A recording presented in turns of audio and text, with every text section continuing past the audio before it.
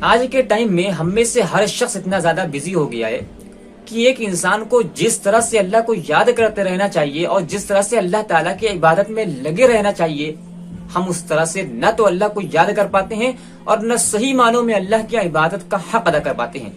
اور وجہ کیا ہے؟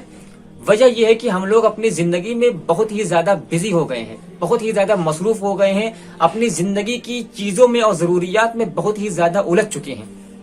اب اگر صرف معاش کے مسئلے کو لے لیا جائے تو سارا دن صرف روزی روٹی کمانے میں گزر جاتا ہے۔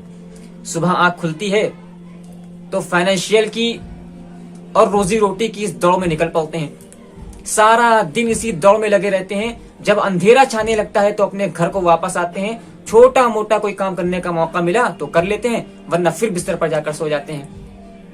پھر صبح آنکھ کھلتی ہے، پھر روزی روٹی کی دوڑ میں نکل پڑتے ہیں، سارا دن پھر اسی دوڑ میں لگے رہتے ہیں۔ جب اندھیرا چھانے لگتا ہے تو گھر لوٹتے ہیں، چھوٹا موٹا کام کرنے کا موقع ملا تو کر لیتے ہیں، ورنہ پھر بستر پر جا کر سو جاتے ہیں۔ روزی روٹی کے علاوہ اور بھی بہت سارے کام ہیں، ان کی تو ہم بات ہی نہیں کر رہے ہیں، ہم صرف بات کر رہے ہیں روزی روٹی کی۔ سارا دن صرف پیٹ پالنے میں گزر جاتا ہے، پیٹ پالنے کے چکر میں دن سے رات ہو جاتی ہے، رات سے دن ہو جاتا ہے۔ زندگی کا یہ سرکل ہماری موت تک ایسے ہی گھومتا رہتا ہے، ایسے ہی چکر کاٹتا رہتا ہے۔ بالآخر ایک دن ہمیں موت کا فرشتہ آواز لگاتا ہے، ہم اس کی آواز پر لبیک کہتے ہیں اور اس کے پیچھے چل دیتے ہیں۔ زندگی کے ان مصروفیات میں الجھا ہوا انسان ناممکن ہو جاتا ہے اس کے لیے کہ زندگی کی تمام ضرورتوں کو اور زندگی کی تمام مجبوریوں کو چھوڑ چھاڑ کر ہر وقت سجدے میں پڑا رہے، یا ہر وقت مصلی پکڑا رہے اور صرف نماز و قرآن ہی کرتا رہے، صرف اللہ ہی کو یاد کرتا رہے اور زندگی کی تمام ضروریات کو ٹھوکر مار کر کنارے کر دے۔ ناممکن ہے کہ انسان کے لیے کہ وہ ایسا کر سکے۔ لیکن پھر یہ بات بھی حقیقت ہے کہ یہ دنیا ہمارا اصل ٹھکانہ نہیں ہے۔ چند برسوں کی دوڑ دھوپ کے بعد بالآخر ہم کو تاریکیوں کے اس آخری سفر پر روانہ ہونا ہے۔ سو ایک عقل مند انسان یہ سوچتا ہے کہ جب میں تاریکیوں کے اس آخری سفر پر روانہ ہوں گا تو میں بھلا روشنی کس سے مانگوں گا، میں کس سے چراغ کا طلبگار ہوں گا؟ تو پھر اسے یہ بات سمجھ میں آ جاتی ہے کہ چراغ وہی روشنی دے گا جو میں نے خود جلایا ہوگا، دوسرے کا جلایا ہوا چراغ مجھے روشنی نہیں دے سکتا۔ اب اس کے سامنے یہ بات واضح ہو جاتی ہے کہ جو کچھ کرنا ہے مجھے ہی کرنا ہے، میرے علاوہ کوئی دوسرا میرے لیے کچھ نہیں کر سکتا۔ لیکن پھر اس کے سامنے یہ مسئلہ کھڑا ہو جاتا ہے کہ ایک انسان ایک ہی وقت میں بھلا دو دوڑوں میں شرکت کیسے کر سکتا ہے؟ دنیا بھی بنانی ہے، آخرت بھی بنانی ہے، تو دنیا اور آخرت میں بیلنس کیسے قائم کر سکتا ہے؟ چنانچہ دو کشتیوں کے سوار کو شارع آسمان سے یہ آواز لگاتا ہے کہ الا یعلم من خلق وهو اللطیف الخبیر، کہ کیا بندے کی اس کشمکش کو وہی نہیں جانے گا جس نے بندے کو پیدا کیا ہے؟ وهو اللطیف الخبیر، وہ تو بڑی باریک نظر والا اور ہر چیز کی خبر رکھنے والا ہے۔ چنانچہ اس کشادہ کائنات کی ہر ایک ذرے اور اس پر گرنے والے ایک ایک پتے کا حساب رکھنے والی وہ ذات اپنے حبیب صلی اللہ علیہ وسلم کی زبانی اپنے بندوں کو یہ پیغام سناتی ہے۔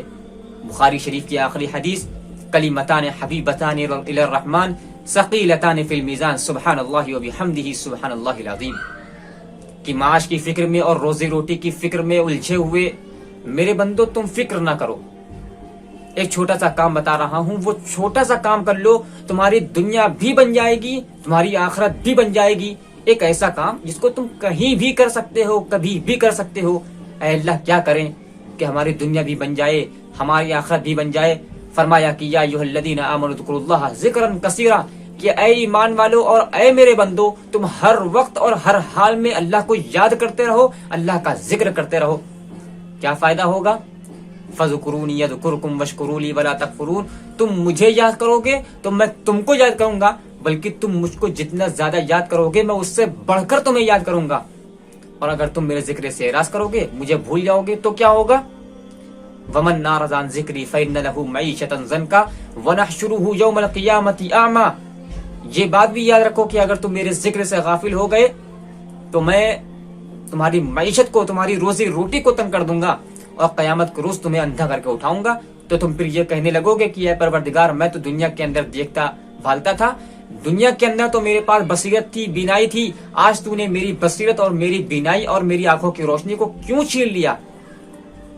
وَمَن يَعْشُ عَن ذِكْرِ الرَّحْمَنِ نُقَيِّضْ لَهُ شَيْطَانًا فَهُوَ لَهُ قَرِينٌ وَإِنَّهُمْ لَيَصُدُّونَهُمْ عَنِ السَّبِيلِ وَيَحْسَبُونَ أَنَّهُمْ مُهْتَدُونَ حَتَّى إِذَا جَاءَنَا قَالَتْ يَا لَيْتَ بَيْنِي وَبَيْنَكَ بُعْدَ الْمَشْرِقَيْنِ فَبِئْسَ الْقَرِينُ۔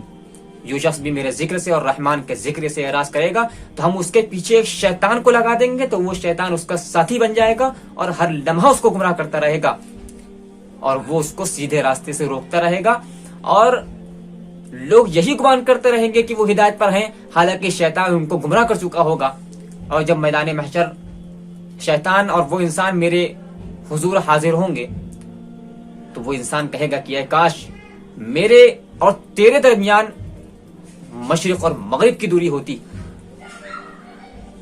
الا بذکر اللہ تطمئن القلوب، لہذا اے میرے بندو تم میرے ذکر سے غافل نہ ہونا، ہر لمحہ مجھے یاد کرتے رہنا، اس لیے کہ میرے ذکر سے ہی دلوں کو اطمینان حاصل ہوتا ہے، میرے ذکر سے ہی دلوں کو تسلی ملتی ہے۔ اگر سکون کہیں ہے تو وہ یہاں ہے، لہذا تم ہر حال میں اللہ کو یاد کرتے رہو۔